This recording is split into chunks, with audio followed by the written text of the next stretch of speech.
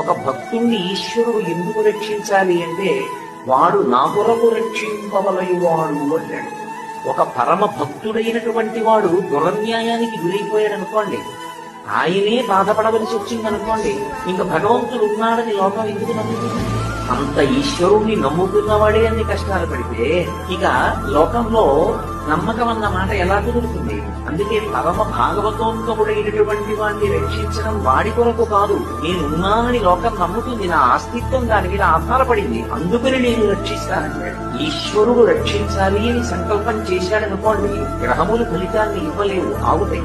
పెద్ద ఫలితాన్ని ఇవ్వవలసినవి చాలా తక్కువ ఫలితాన్ని ఇచ్చి వెళ్ళిపోతాయి. అదే భగవత్ కారుణ్యంగా అర్థం చేసుకోవడంలో ఉంటుంది. ఒకనాడు అప్పటికి ఏదో కొద్దిగా కష్టం వచ్చినట్టు కనపడుతుంది, అంత మాత్రం చేత విచలితులం అయిపోకూడదు. ఈశ్వరానుగ్రహం అలా ఎందుకు వచ్చిందో కూడా పరిశీలించుకోవాలి.